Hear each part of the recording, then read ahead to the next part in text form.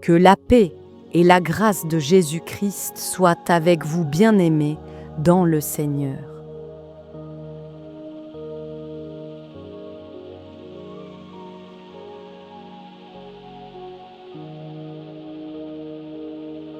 Je suis heureux de vous retrouver aujourd'hui pour un enseignement spécial qui va bénir votre vie et transformer votre manière de marcher avec Dieu.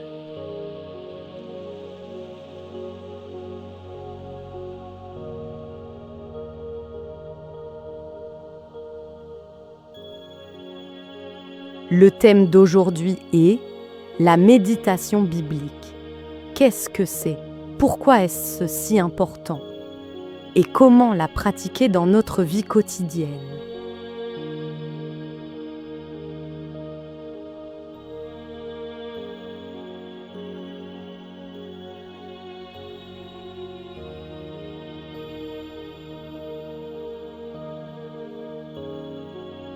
Beaucoup de chrétiens lisent la Bible, mais peu de personnes prennent le temps de vraiment méditer la parole. Et c'est pour cela que malgré toute leur lecture, leur vie reste parfois sans transformation. Moi-même, j'ai longtemps cru que lire un chapitre de la Bible chaque jour suffisait. Mais je me suis rendu compte que la simple lecture informait mon esprit, alors que la méditation transformait mon cœur.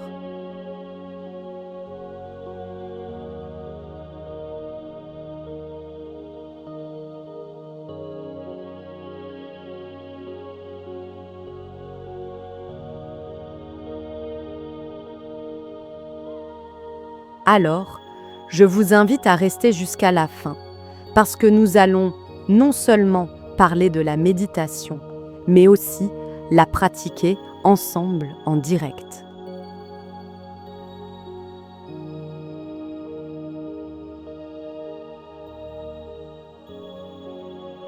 La lecture de la Bible, c'est recevoir une information. Mais la méditation, c'est rentrer profondément dans la parole, la répéter, la réfléchir, l'appliquer à sa vie jusqu'à ce qu'elle devienne vivante en nous.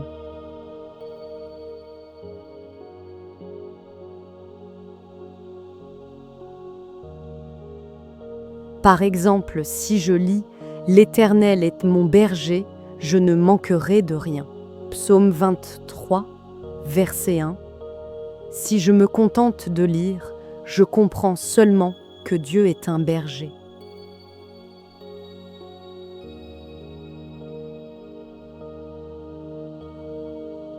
Mais si je médite, je commence à répéter « L'Éternel est mon berger, je ne manquerai de rien ». Même dans mes finances, je ne manquerai de rien. Dans ma santé, je ne manquerai de rien. Dans ma famille, je ne manquerai de rien.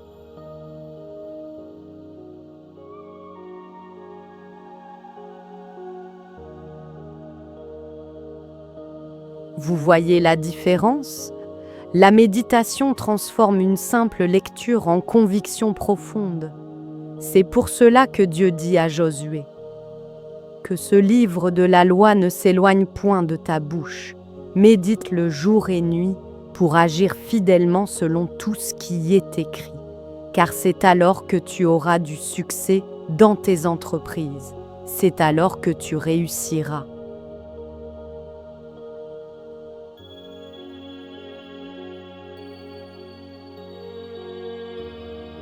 Savez-vous que tout le monde médite, même inconsciemment? Quand vous pensez toute la journée à une offense, vous êtes en train de méditer la rancune. Quand vous pensez sans cesse à vos problèmes financiers, vous méditez la peur et l'inquiétude. Quand vous repassez vos blessures encore et encore dans votre esprit, vous méditez la douleur. Et qu'est-ce que cela produit? La rancune produit la haine.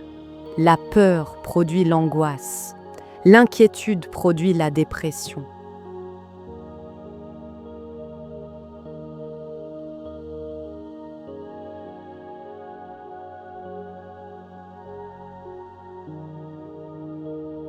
Mais la Bible nous dit que tout ce qui est vrai, tout ce qui est honorable, tout ce qui est juste, tout ce qui est pur, tout ce qui est aimable, tout ce qui mérite l'approbation, soit l'objet de vos pensées. Si tu sais méditer sur tes blessures, pourquoi ne pas méditer sur tes bénédictions? Si tu sais méditer sur tes problèmes, pourquoi ne pas méditer sur les promesses de Dieu? La méditation biblique est une clé spirituelle extraordinaire. Le mot méditer signifie répéter, murmurer, réfléchir profondément. C'est comme une vache qui rumine, elle mâche plusieurs fois sa nourriture jusqu'à ce qu'elle soit bien digérée.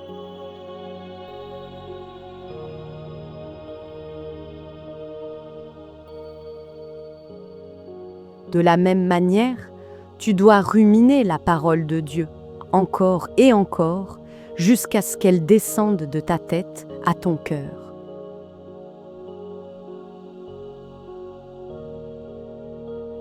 Le psalmiste disait « Oh, combien j'aime ta loi! Elle est tout le jour l'objet de ma méditation. » Psaume 119, 97. Mais qui trouve son plaisir dans la loi de l'Éternel et qui la médite jour et nuit? Il est comme un arbre planté près d'un courant d'eau. Psaume 1, 2, 3.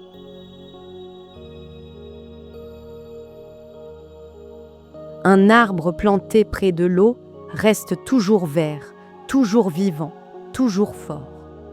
De même, celui qui médite la parole ne sèche jamais, même dans les temps difficiles.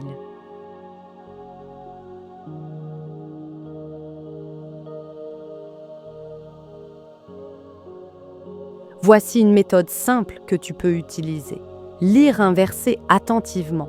Répéter plusieurs fois à voix haute. Visualiser la vérité de ce verset dans ta vie. Déclarer avec foi. Prier avec ce verset. Prenons un exemple ensemble.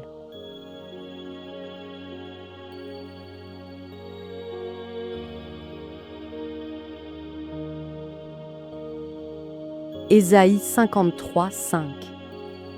C'est par ces meurtrissures que nous sommes guéris. Je lis une fois, je répète, par ces meurtrissures je suis guéri. Je suis guéri dans mon corps, je suis guéri dans mon âme, je suis guéri dans mes pensées. Je visualise Jésus à la croix portant mes douleurs. Je déclare, je refuse la maladie parce que Jésus a déjà payé le prix pour ma guérison.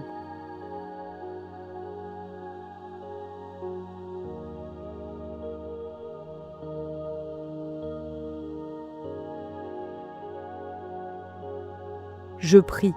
Seigneur, je reçois cette guérison au nom de Jésus. Voilà la méditation.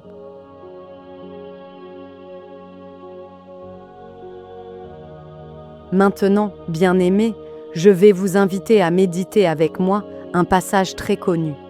Psaume 23. Fermez les yeux là où vous êtes et répétez après moi.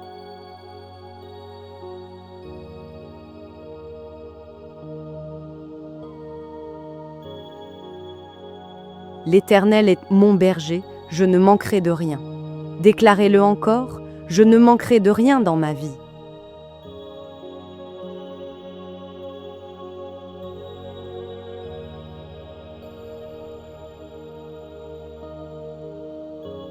Dites, Dieu me conduit dans la paix et le repos.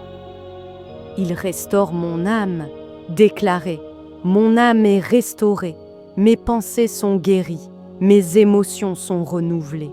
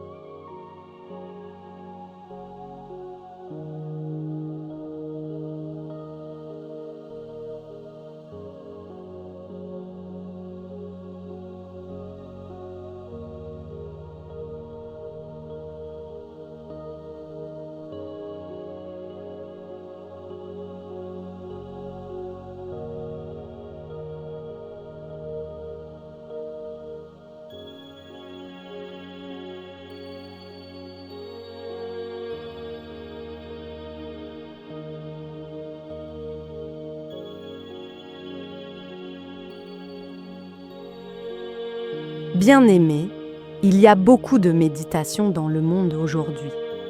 On parle de méditation transcendantale, de méditation du yoga, de méditation New Age. Mais attention, ces choses-là ouvrent la porte aux esprits de confusion. La véritable méditation, c'est méditer la parole écrite de Dieu, guidée par le Saint-Esprit. Alors, même si au début tu as du mal à rester concentré, persévère. Petit à petit, tu verras ta vie intérieure être transformée.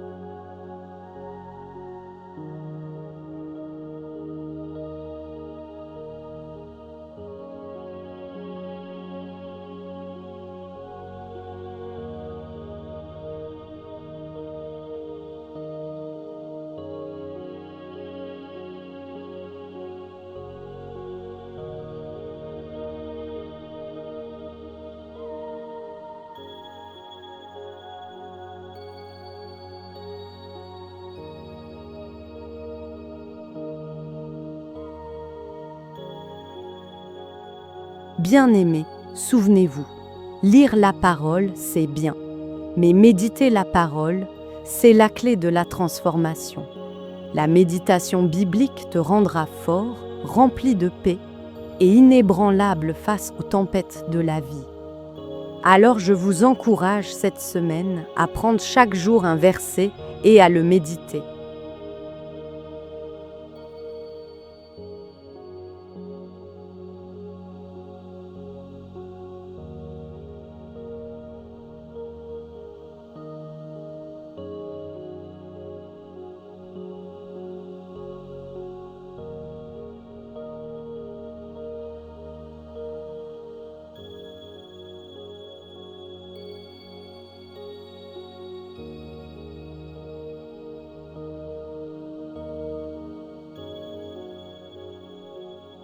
Avant de terminer, je veux déclarer sur ta vie. Cette semaine sera une semaine de bénédiction. Tu marcheras dans la faveur divine. Tu ne manqueras de rien parce que l'Éternel est ton berger. La paix de Dieu remplira ton cœur et sa main te conduira dans tout ce que tu entreprendras, au nom puissant de Jésus-Christ.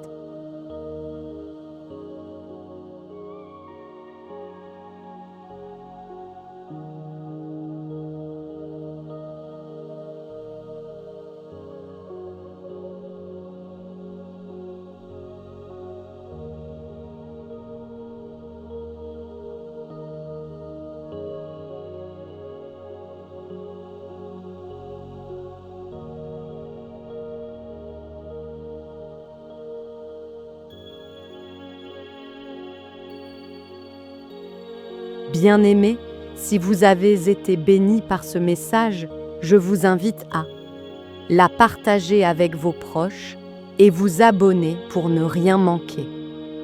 Et surtout, pour vos suggestions et vos requêtes de prière, écrivez-nous à notre adresse